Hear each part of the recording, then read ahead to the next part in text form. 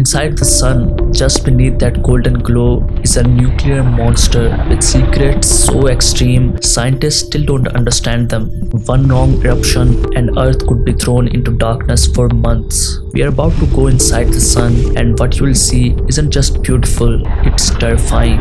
You think that the sun has a surface? It doesn't. What we see is a photosphere, a searing plasma just 500 kilometers deep. That's thinner than the Earth's crust, and yet it's so bright it blinds us from everything beneath it. But underneath that glow, it's a chaos. The photosphere is where light finally escapes after being trapped for eons. And here the temperature hits 5500 Celsius. Plasma churns, magnetic fields twist, and sunspots, those dark blotches on shadow, they are magnetic storms, cooler than the surroundings, exposing how unstable the sun's skin really is. But peel that skin back and something far stranger emerges. And just above the photosphere lies the chromosphere, a narrow, invisible shell only seen during the solar eclipses. But here is the paradox. As we move away from the core, temperature rises from 5500 Celsius to over 20,000 Celsius. Why? We don't fully know. Some says it's due to magnetic waves, others suspect nanoflares, tiny constant explosions. Either way, it defies our understanding of physics. Now meet the corona, the sun's ghostly outer atmosphere. It stretches millions of kilometers into space, and it's hotter than anything below it, over 1,000,000 degrees Celsius. The corona unleashes solar wind, a stream of charged particles racing through the solar system. Without it, Earth wouldn't have auroras, but with it, one powerful flare could destroy satellites, black out entire countries, and erase GPS in minutes. It's not just science, it's survival.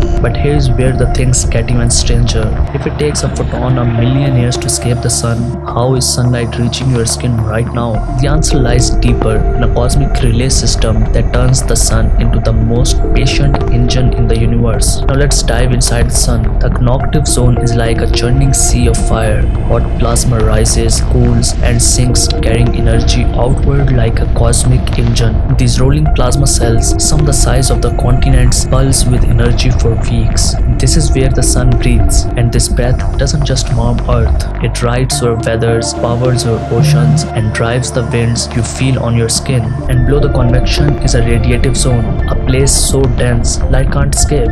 Photons, those are tiny particles of light, are absorbed and re-emitted in endless chaos. It can take up to 1,000,000 years for a single photon to escape this zone. Think about it. The sunlight on your face might have started its journey before humans ever lit their first fire. And at the very center lies the core, a nuclear furnace 15 million degrees hot. Here is where 600 million tons of hydrogen fuse into helium every second, releasing 4 million tons of energy as radiation. That energy is what powers every plant, every wave, every heartbeat on Earth. It's not just a firepower, it's a heartbeat of our solar system. This is the engine of our life, but it's also a time bomb. And do you guys have any idea that you are literally made of stardust? The gold in your jewelry, the oxygen you breathe, the iron that carries life through your blood, all forged inside ancient dying stars. Without stars like the sun, there is no Earth, no you, no now.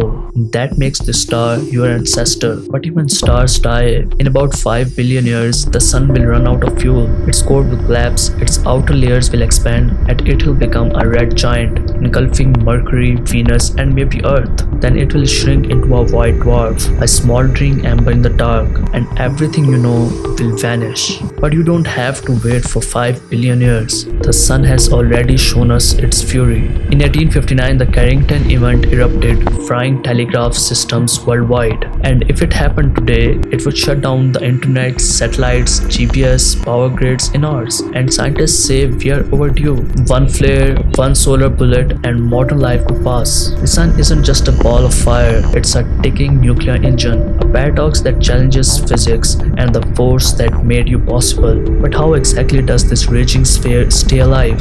What's the process behind the energy that lights our planet and our future? And that's what we are revealing next. How nuclear fusion powers the sun, and how this ancient process could fuel the next revolution on Earth. Hit that subscribe button because this story is just beginning and space doesn't wait. And I'll meet you in the next video.